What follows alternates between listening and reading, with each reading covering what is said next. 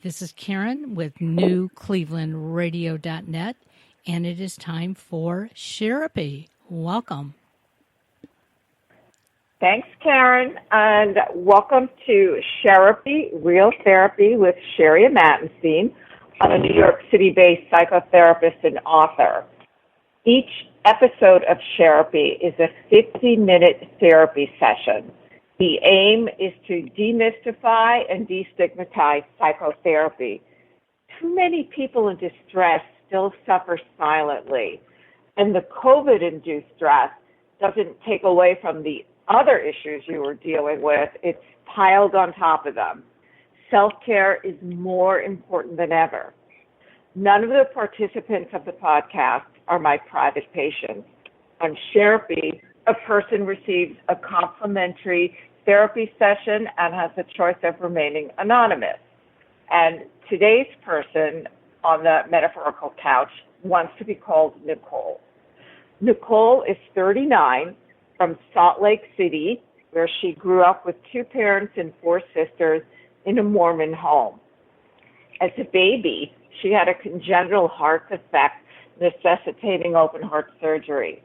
A few years ago, she did a hypnotherapy session and realized she held a lot of residual trauma around this pivotal experience. Growing up, she says, her mother didn't really want to be a mother, and she lost her temper a lot to the point of abusiveness. Nicole's mother would put holes in the wall, kick holes in doors, rage out. And her mother's apologies were along the lines of, I'm sorry, but you're responsible for your own abuse. When her mother was angry, while her mother was angry, Nicole's father was avoidant. Nicole explained to me, he never fully embraced me. Maybe I'd get a side hug or a pat on the head. And since in Mormonism, women were ashamed to work, her dad wasn't home a lot anyway, there were 5 mouths to feed, and sometimes he worked 3 jobs. In school, Nicole sometimes got bullied or felt left out by kids. But there were good family times. They had Monday night scripture reading, biking, sled riding, but Nicole felt lonely. I'd open up to anybody. And the fanaticism of Mormonism traumatized the girl. Even though polygamy was abandoned by the mainstream church in the early 1900s, the religion was weird and controlling, with, as Nicole put it, lots of harmful, untrue narrative and evangelical hysteria. For instance, if a daughter got raped, it would be like the daughter committed a sin close to murder. Nicole's mother's parenting involved scare tactics about how walking home from school in the dark might get her gang raped. At the time, I hadn't even kissed twice, Nicole told me ruefully. Being around the dark, twisted energy of the church left her numb and not feeling understood. At 16, she started dating. She had her first kiss at 18. At 21, she married a man like her mother, controlling and ultra-evangelical. Nicole soon realized that her husband was a frequent liar, and she felt like divorcing him almost instantly, but she got pregnant. At 22, she had her first daughter. At 23, quickly followed by another daughter and a son. The family lived overseas. Five years in, Nicole's husband became physically violent. In the car, he'd rage and drive erratically, even when the kids were there. He didn't hit Nicole, but he'd throw things at her. Once he held her up by the neck against the wall. He never apologized. The marriage felt terrifying, much like being around her mother as a child.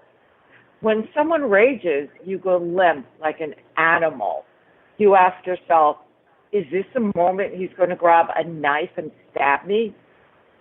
Years later, Nicole became furious when her mother admitted that she and Nicole's dad realized their daughter's boyfriend had a propensity for violence, but they never said anything.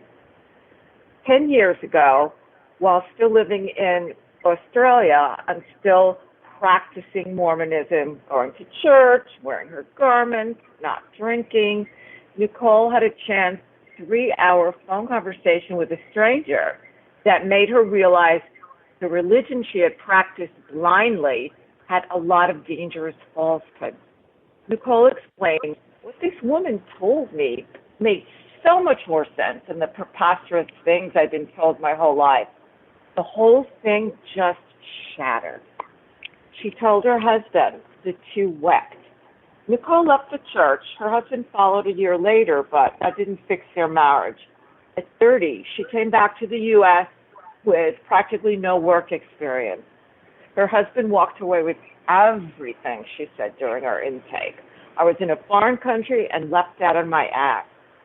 Nicole realizes that she hasn't really processed a lot of his anger and dominance. I was so compliant for my own safety. Her family didn't react well to their daughter leaving the church. There was screaming, crying, swearing. I'd taken away something precious. I worried I was going to get disowned. Being an ex-Mormon back in Utah felt super weird. It also was really uncomfortable to build a career while ingrained with the dogma that women didn't work. She said, it's hard trying to find where I fit in. She began therapy for the first time this January. I didn't ask to be born into Mormonism. Welcome, Nicole, and thanks for joining me today. Thank you. Happy to be here. That's made me a little emotional. No wonder I'm feeling like I'm feeling when you put it all like that. Yeah, it's a lot. It's a lot, and to hear it all laid out like that, and that it's striking home is a good thing because this is a therapy session. So, yeah. I mean, when we talked about goals for today's session, you said that you wanted to explore the religious trauma. That's the big theme of your life, and also how even though you know you're immensely capable, something keeps you from really working to your potential. Yeah. There was something else that struck me as you read that. I just kept flinching and wincing, and it made me realize how much, and I bet a lot of people would identify with this, you sort of don't self-advocate and get the help that you need because I kept just wanting to protect. Even though this is anonymous, there's some very identifying details.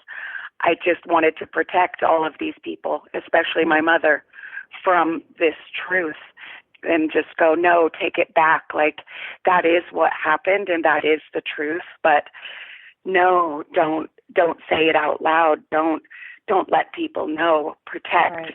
Keep it quiet. Keep it silent. And that's probably why it's fueled, right? It's like fuel to the fire, that silence and shame and that need to protect your perpetrators, really, and always see it through the lens of like their own traumas. Well, they were wounded. Well, they were harmed. Well, she had a hard childhood. Well, my husband had some trauma, so that's why he was acting the way he was. You know, you want to just minimize it and take it back, but that's probably because that's the pattern of what they did to you. Right. I'm sorry I hurt you, but they both did that. So maybe that's just a pattern.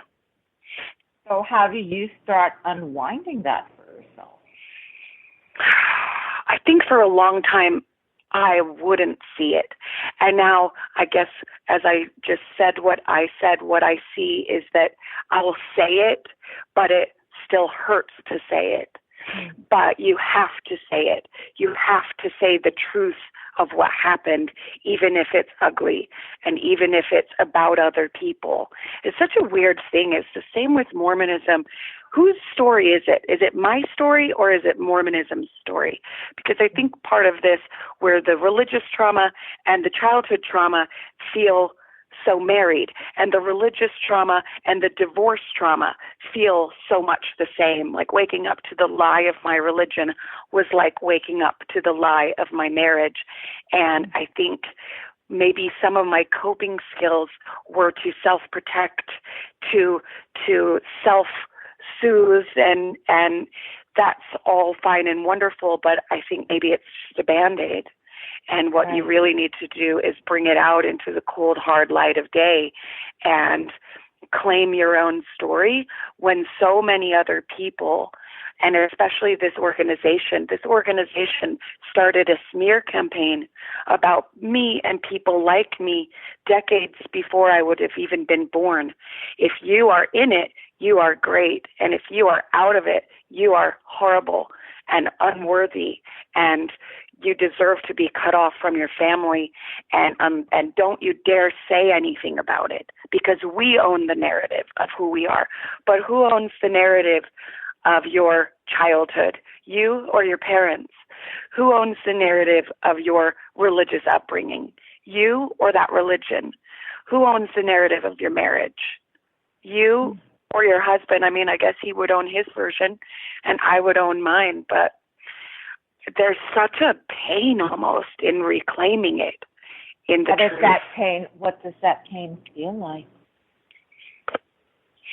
I guess it feels like growth out of your comfort zone, a very ugly comfort zone. A lot of our comfort zones are not that comfortable. So it feels like stretching and maybe like a ripping of the muscle, because you are so used to living in a way that's protective of yourself and everybody else. And so to live in a way that's for healing and truth and honesty is extremely uncomfortable. Yeah. And sad. I'm sad when you said what you said. I'm sad for everybody. I'm sad for me, and I'm sad for my mom. One small correction. My mom did want to be a mom, and she wanted to be a good mom. She had a hard childhood that was a lot of abuse, and so she did, but she didn't have the skills to be a consistently good and psychologically healthy mom. And I think that's part of maybe other people. There's some people I think who have a narcissistic parent who, like, that's part of the abuse, to be good and then be bad and then be good and then be bad. I don't think my mom was narcissistic in that way. Although I follow a lot of like narcissistic abuse accounts on Instagram, and yesterday it had a chart of narcissistic parents, and she ticked like 5 out of the 6 boxes. So I don't know, is that my own limitation of not, I don't think she's narcissistic now, but I don't think even now my parents have the skills to lead a family out of enmeshment and old patterns and into what about healing. You? What about you? How has that, and one of your coping skills is sort of like the intellectualism of it, is a distancing maneuver. Yeah, probably. Yeah, absolutely. Right. How do I heal it? How do I heal myself? I don't know, because I do think of it in terms of healing as a family, I guess is my ultimate dream, but it does start with me. You're right. And being, you can't heal what you won't see. So I guess seeing it is new. Seeing it for what it is without trying to fix or save or protect other people or even myself. I guess it starts there. And so what does that involve? It starts there. And it's also about, because you talk a lot, you still have that protective instinct, I still want them to understand and change. The only thing that we can ever really control are our actions and reactions. And maybe part of finding Nicole's story, the story that Nicole wants to share and tell and feel, is how do you separate from them, emotionally. Yeah, that's right, because I think a lot of it was an absorbing of being responsible for their feelings. Actually, even this week since our intake, really woken up to how much that not only impacts my work in the way that you described, but I became codependent, first for my parent, then in my marriage, and now I didn't even realize until the last couple of days how codependent I am in my work. Just bleed myself dry and not really then go for the ask to be supported back for me, but just like suckle at the teat endlessly give, endlessly help, endlessly empathize, endlessly give for you without a thought of myself. And that's, I think it's like the quote, how you do one thing is how you do everything. So I didn't really realize. It's good that you're starting to see it, because until we see that we keep doing that childhood pattern, we're just going to keep falling into it. And I think that's been I think I first started to realize it about my romantic relationships maybe about a year ago. And maybe that's what keeps you from fully seeing it, or like fully healing, or realizing how long this process might take, because it's now then a year later seeing that, like, no, that isn't just like one place it shows up in my life. That's actually who I am over and over and over, with every interaction with a stranger, in my work, with a friend, in a romantic relationship. I think that's something I'm newly waking up to, that I didn't see before. And I am really interested. I don't know how. You tell me, you tell me how I heal. Well, it's one thing that I sometimes suggest to people is to do, and I know you're saying you see it everywhere, so put down like the most important relationships in your life, sort of like a resume, as it were, and chart it. Like, I often say to do this in terms of romantic relationships, like I say, romantic resume, but it's good that you're noticing you do it everywhere because you're repeating your childhood pattern. So let's say put down Sam, and this is the most important relationships you've had. They don't have to be the longest lasting ones. So you put down like Sam and Bill and whoever, and then one of the sections is, what were Sam's good qualities during the relationship? What were Sam's bad qualities during the relationship?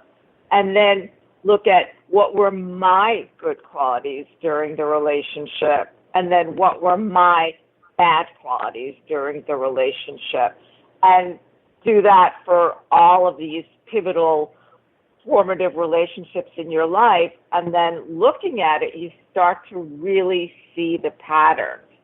And you're like, oh my God, I'm going for people who are going to have, do the physical acting out, or be needy, or be whatever, and then you really see the duality of it.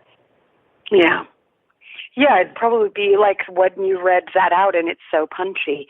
Here's, the transcript, here are the receipts of what just happened that you have to stare at and take an honest accounting. That does make sense. That isn't, journaling, obviously bringing it out of you is helpful, but I've never done it in sort of that way, which is an accountability as well for yourself, because I would totally resist going into victim mode, right? Everything's wrong. I'm wrong. Blame everybody. It's my mom's fault. It's my ex-husband's fault. I don't want to do that, because I can't grow from their mistakes. I have to grow from healing mine and why I was a match to those things.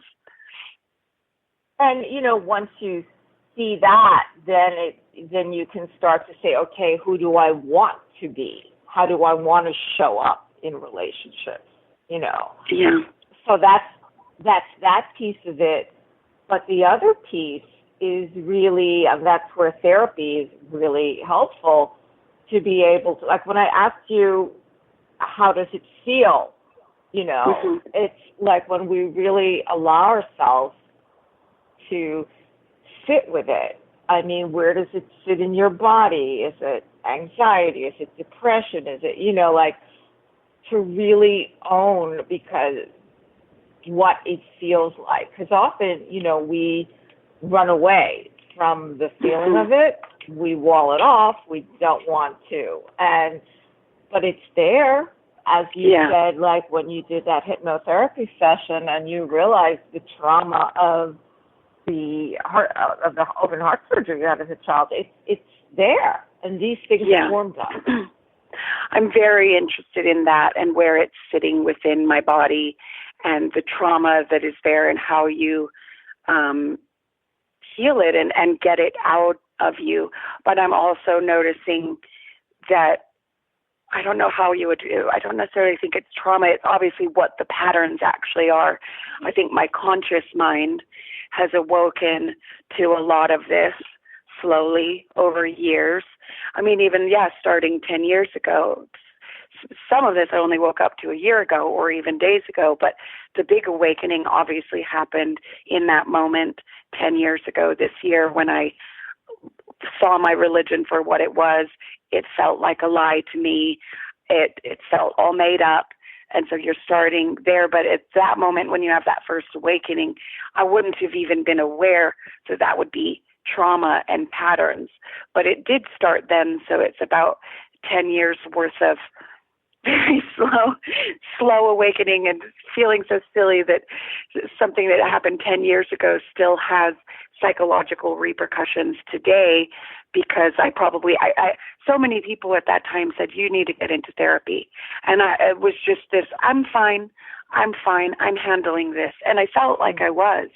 But I realize now my life could have been totally fast-tracked by therapy illuminating things that took me a long time to discover on my own and be honest about, because you can sort of maybe leave the religion or have an awakening like that, but there's so much beneath the surface that doesn't necessarily awaken, and you're continuing then to forge patterns sort of half awakened and re-traumatize yourself.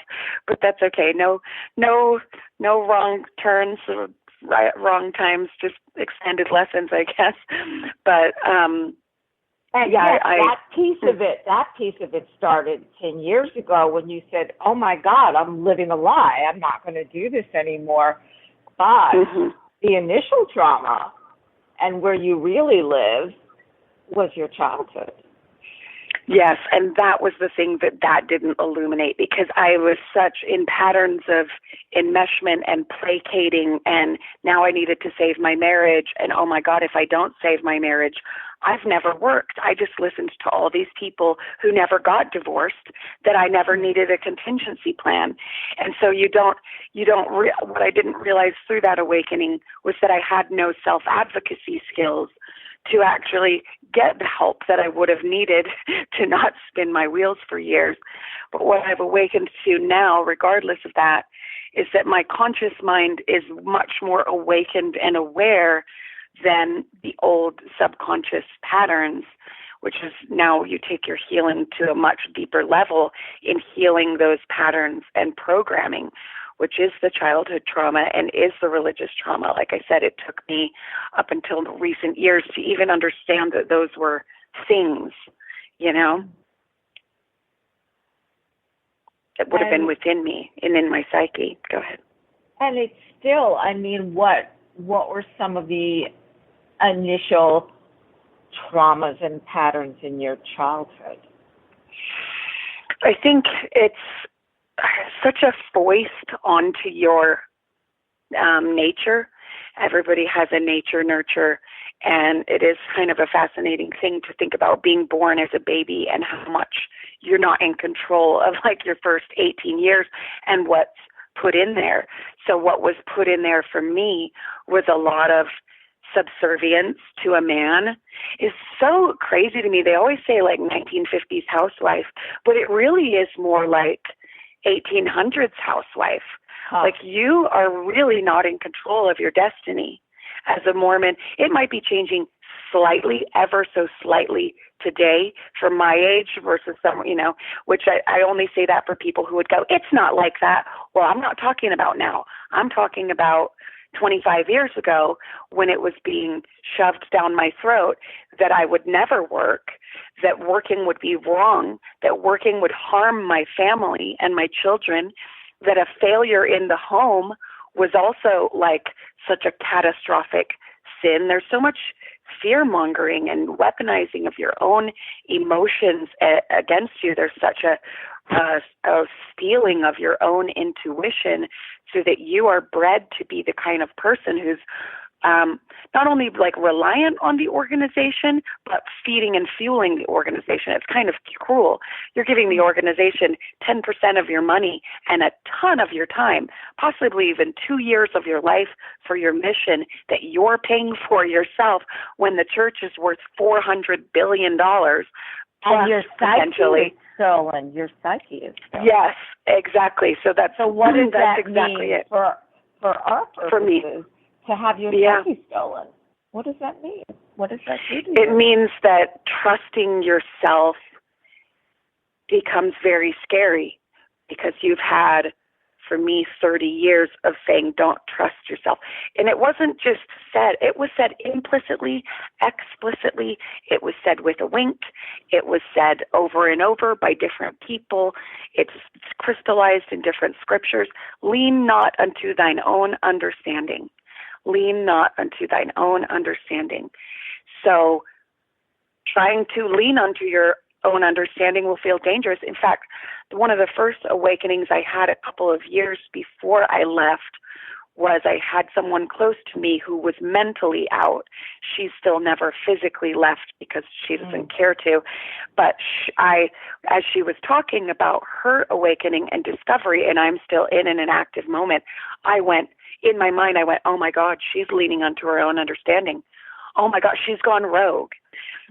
So that's part of it's hard for all of us because we're all taught to conform through school and other ways. But for people who come from these high demand religions, there's extra layers and levels of conformity and fit in this box and be this way and don't listen to yourself, only listen to us. You don't know anything. You don't know the truth. We know the truth. We know better than you. And so living in a confident, autonomous way can even feel dangerous and rebellious. It can be looked at as rebellious. By other people, it looks like a nervous breakdown. This event will be construed as mental illness by the people closest to you. And again, the church has control of that narrative. And someone who is already being told, you're crazy, you've gone rogue, you're leaning on your own understanding, when the church has the narrative that is what that person is, and mental illness already has its own stigma, you're powerless in that moment to prove to people that you're not crazy, because everything you do looks even crazier. And you yourself are so disoriented, up is down, black is white, you kind of feel crazy too, because it's such a newness of a new way of being that it's uncomfortable and unknown and scary. And our psychology doesn't like that anyway on a good day. But then knowing that your marriage is probably in trouble, that you're possibly going to get divorced and you're in a foreign country and you've never worked before. Like it's a lot. And so no wonder, like, to me, I can kind of beat myself up that 10 years later, I still daily deal with the consequences of all of this. How so? But I think that's still in there, and I know that I'm not alone. A lot of my friends have this because religion and society both have that patriarchal element of rely on a man, but it's like, I'm enough, I can do this, I'm smart, I'm capable, I'm educated. No, I need to rely on a man. I need to get a man. I need to run to safety. No, you've got this. You can be successful. You can go for it. You can live your dreams. You're just as worthy and capable of any. No, I'm not. Like, I need to be saved, And so you're in the middle of just really needing to get your life together. You're battling your own programming. And then you're beating yourself up that would even be happening because you're too smart for that to be happening. Why is that happening? I'm too smart to be spinning my wheels with my psychology like this. But this is that element that I'm talking about, that like my conscious mind is aware of it in a way but that there's the conscious, the programming, and there's the conscious, and then there's the subconscious. Right. And the subconscious is what rules us. Exactly. And I can feel that. I can feel that my conscious mind is aware of things that are running counter to the programming in the subconscious mind and what was put in there that I never asked to be put in there, but it's in there. And what's in there that, you know, kind of against your will and against who you are? What's in there still? Yeah, the narratives about working. I mean, you can see how that would all be swirling. You're not meant to work. No, I want to work, but you shouldn't. That would be shameful and it's going to ruin your family. But I'm really smart. No, you need to be relying on a man. No, I don't. You know, it's like this. It's a mental, I think, exhaustion that then you're sitting there so exhausted by trying to override the program that you're lethargic, and then you feel like a failure, and you feel like, why can't I just get it together? Well, why? And because what does feeling like a failure? How does that manifest for you? It's not something I feel all the time. I actually am really genetically blessed. I am extremely smart. I have a lot going for me. I'm very fit. So for the most part, that's sort of where I live, and I'll get on these kicks of like momentum and going forward and feeling great about that. But then I might forge down a road that ends in nowhere, and then you look back and you go, oh, that was all just blind, silly hope. I'm so silly. I'm silly for believing, you know, magical thinking that like I could do this, forge this road of writing a book or doing this or get a book deal. And then when you get to a place where it's like you're running out of steam, or you're running out of emotional energy, or you're running out of money and you're having a money worry and everything starts to compound, that's when you're like, you're sort of the opposite. Like, why would someone so smart as me be struggling this much? You know? And how much does that voice in your head, that voice of negativity, that voice from the conditioning, that voice from I should be here but just here, that it sounds like there's this critical voice in there. I think it's all compounded, obviously, by coronavirus for the last, 5 months for all of us. I think it's almost hard to talk in terms of that, because there have been moments or periods where I've really gotten it together, but it might not have been sustainable. So that voice wasn't really there. And then there are other times where you're focusing on something else. Like, there's a lot to focus on as a single mom, between just day to day and keeping things going. And then I have these big dreams of where I want to take my life that are big, ambitious dreams. So it's sort of in relation to those big, ambitious dreams of like, why can't you just get the day to day smoothed out so that that's sort of self-sustaining, and then you can focus on these big dreams, because you can do it. You can do it. So there is the counter voice of like, yes, it's working, it's happening. But the last 5 months, obviously, there's all kinds of timing for all of us of what 2020 was going to be, and this was our year, and we were going to launch it. What's one of the big dreams? I do want to write a book about all of this, because I think it's a really interesting allegory, and that's been a really difficult and painful thing to overcome, like the fears of being disowned or the fears of ruffling feathers. That's taken me years to overcome, which I did this year because I launched my own podcast this year, and I'm writing a book about, I don't know how much I'm interested in talking about the full spectrum of what we're talking about here, but I am interested in talking about a healing journey or an allegory for people's lives and how they do. But it's hard to even. And again, you do, one of your coping mechanisms is kind of to bring it externally for all of us. And the healing journey starts from inside. Yeah. You're absolutely right. I do that, which again is maybe possibly like one of those weaknesses that once healed turns into a superpower and a strength. But you're right. It does start with me. But also, I don't look at these as once healed. I look at these as awareness. And how do I start catching it and realizing I'm doing it again? Because, the way I said it to you earlier, it's a big coping mechanism, the kind of distancing, intellectualizing that you do.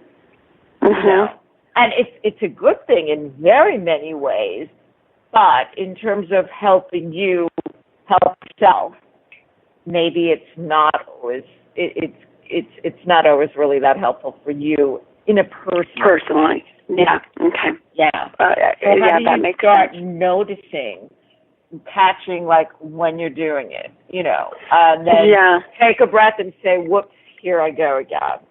Yeah, I know. It's funny. I mean, the timing, obviously, coronavirus, there's also time. If we had done this in 3 weeks from now or 3 weeks before, or a different day, the last maybe 2 weeks ago, I decided to do that exact thing and be the witness of the program playing out. No judgment, just watch myself zone out as a coping mechanism, watch myself drink too much as a coping mechanism, and let myself do it and just watch. And I think that brought up so much that it was almost disorienting how much it was like, okay, now I've witnessed it, and I go and I begin to like heal it, but it can be really, you really do need help to do this, because it can be, you're tilling the soil and you don't know what you're going to bring up or how things are going to make you feel. And that really almost sort of sent me into a little tizzy, a little 4-day tailspin of just lostness. And so I'm kind of speaking from that place of just pulling out of that, maybe starting yesterday. But these things, it's not a straightforward thing. Yeah. It's about how do you let yourself feel it and then take a breath and be able to sit with it. Because the more we, don't say, okay, this is a feeling, let me breathe with it, and it's okay, then you can move back into the moment and into your life. But until you're able to start, that's where therapy is helpful, to be able to sit and say, and that's like when I asked you, how does it feel? Because the more you can really articulate on a physical level, on that emotional level, is it a cloud? Is it a tightening? Is it like, what is it doing? How is it impacting you? And being able to just identify it and say what it feels like and just say, okay, I know you. Yeah. That's a new thing for me that I have been working on maybe for about the last, probably less than a year, of feeling my feelings, and I don't like them. I'm trying to make friends with them, but I think more than the intellectualizing as well, I've used optimism and a lot of like, I'm fineness and just like, it's okay, to kind of deflect and not feel those feelings. I've chased good feelings. I like to feel really good all the time. And for the most part, I pretty much do naturally. But when it comes and it's dark and it's maybe, to me, it's like a mental woo, like spin out, like, here we go. Like it takes you down a road of like unworthiness and shame and disorienting, and it feels physically painful. I don't have sometimes I guess I can do a little bit of like heart palpitations, and I can feel my body temperature rising because it's actually a physical event in my body where I'm my mind, I think it's my mind. My mind is racing to such a degree that I'm like churning through so much energy that it's like a physical event, and it is very shame oriented of like unworthiness, and I'm not going to make it, and I'm not enough, and everything's wrong. Like I'm, just, I don't really think I'm silly, but I don't know why that keeps coming for me to say, because I don't think I've ever thought, oh girl, you're just so silly. But it is almost sort of like, what does silly mean when you say, oh, yeah. What does it mean? As in like, everyone's got it figured out, and you're just slow, and you're just like fanciful and like magical thinking, and you're like, people have got it together, and you don't, so you're silly. Not silly. The comparison. Yeah, it's a comparison. It shows up as a comparison, which is a very toxic thing and a very, very, very common thing. Yeah. Mm-hmm. Yeah. Not fun. And we've got so much more ability to do that now because we all have an Instagrams and Facebooks and TikToks. So we're comparing everyone's happy, sunny pictures to our worst, most private, real moments of despair. So, yeah, I'm sadly sure that's probably common. And it's weird to even think that you're a part of that in the way that people would then look at your social media to be doing that. Oh, she has it all and all together. I'm sure people use me for that, which is the most bizarre feeling about it. Full stop, isn't it? Because that's sort of the dichotomy I have with my own self, which is that I'll feel myself sort of ultra capable, and then in the next moment feel myself ultimately flawed. And that not okay. We're like, it's also good to like, how can you start being gentler with yourself and accepting where you're alive, and that's okay. Mhm. It always surprises me. My own therapist actually says that a lot, and I guess maybe that's an unconsciousness that I actually have always thought I was really gentle with myself and really almost too easy on myself compared with when you talk to your close friends about how their inner monologue is. But I clearly am not, because that's common feedback. So like, wow, you're being really, you could be a lot gentler on yourself. And I'm also wondering, what about anger? My anger levels, or how I express anger, or how I feel anger? Anger toward your parents, toward the religion, husband, all these things. I think I could literally use some like screen therapy or something, because I do think I am angry, and I know I am. I think a lot of people stifle it, but because I will express it, and I think it takes people back, because when you're an ex-Mormon in Salt Lake City, you're around a lot of other ex-Mormons, and you get a lot of different views, where some really, really are in the closet of never say a bad word, protect it. And I don't think I'm there. I think I must have some tendencies there, but I'm pretty forthright with my anger. But I think I could express or purge or, expel some anger that I do still have in there for the things I haven't been able to not only be honest about, but the ways that I've protected, and still feel the urge to protect before I feel the urge to be honest about my feelings.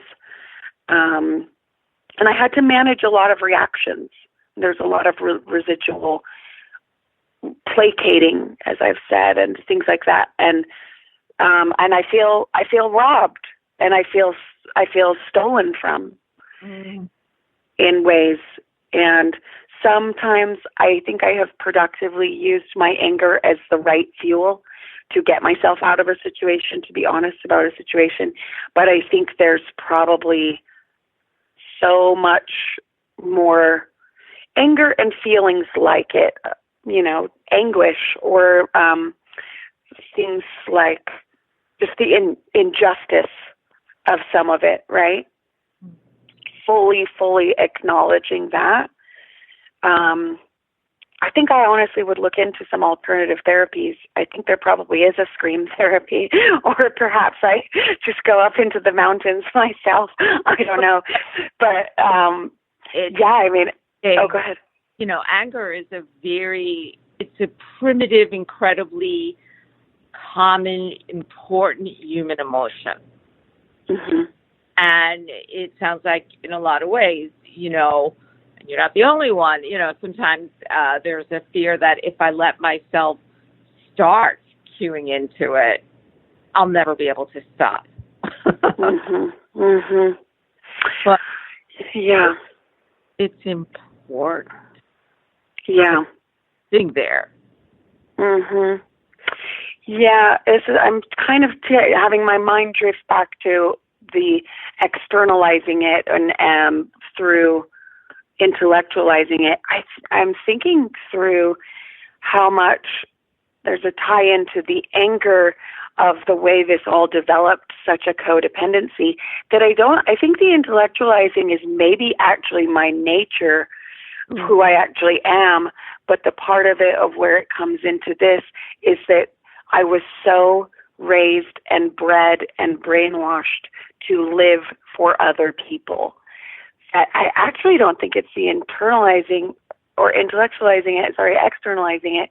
It's that I've never been allowed to live my life for myself, selfishly. Like my life, right, from the minute I was born into a religion, that to me, that's what the religion is.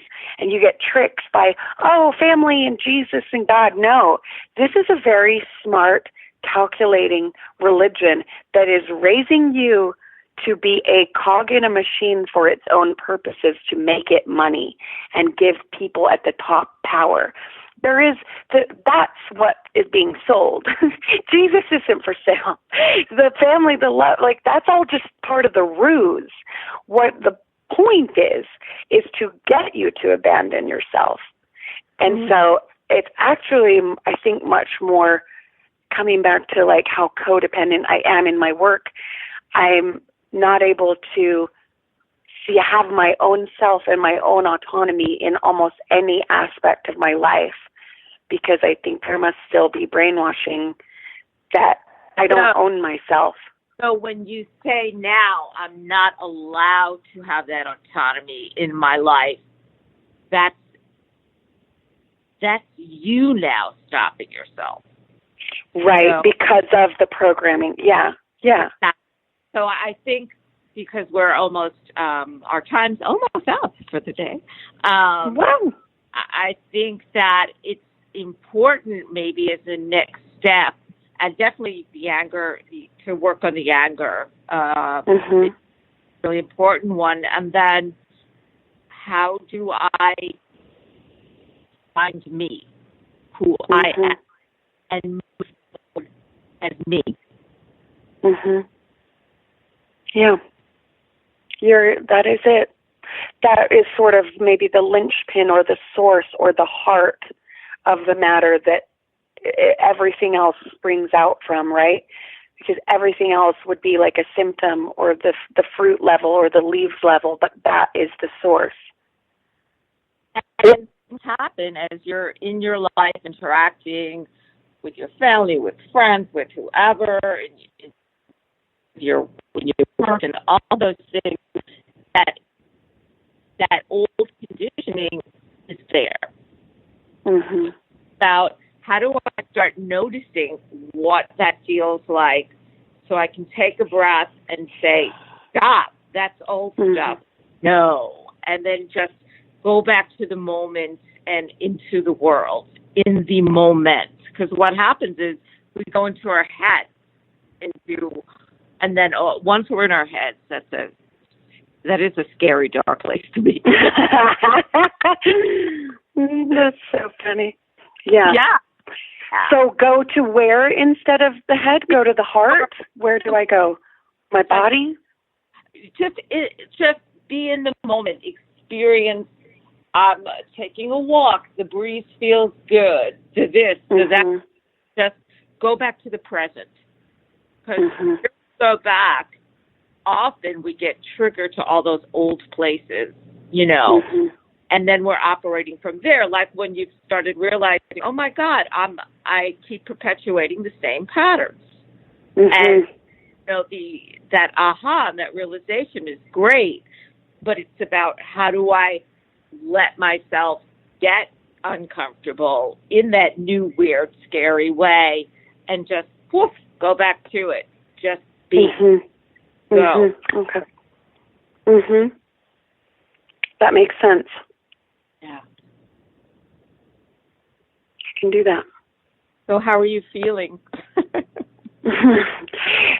I do feel good. It's been, like I said, that tilling of the soil and that upheaval, like sort of no wonder people avoid it, right? Because it's very disruptive and disorienting temporarily. But I can see that what is going to grow in that soil is going to be much better. And I've just been pulling out of a couple really hard days, got my solid footing back, and I'm just going to. And you're going to be knocked off your feet again. It's part of what it is. Don't tell me that. Just kidding. Yes. It's true. Okay, this feels, to use a real therapy word, this is feeling pretty shitty right now, but it's just a moment. It's okay. Okay. We just go back to the world. Yeah. I can do that. Liz Gilbert said something on Oprah's podcast years ago where she talked about like mothering yourself. I've been doing a little bit of that. Mother is here when I'm feeling like that. Mother is here. I probably didn't do that as much when I was knocked off these last few days, which has probably made it why it was worse. But mother is here. Mother is here. And use all that pain and all the not feeling in charge of your life and all of those things. It's wow, look how far I've come. I look where I was and look where I am, and sometimes I'll feel there again, but that's okay. But it's a process. Yes, it is a process. You are a former Mormon still living in Mormontown. So there's why you're still there, Yeah, it's true. And it keeps it present and it keeps it on the mind and awareness. I did enjoy my time where I wasn't surrounded by it much more than being around it. But that's something I'm going to have to make peace with or leave, make a change. That's an option too. But thank you for acknowledging that. It's the truth. Yeah. So, well, thank you for being here today. And thank you. I will be checking in with you, and thank you for sharing your evolving story of pain. You're so welcome. Yes, thank you for having me. It was an honor and privilege. Okay. All right. Have a great one. Thanks, Sherry.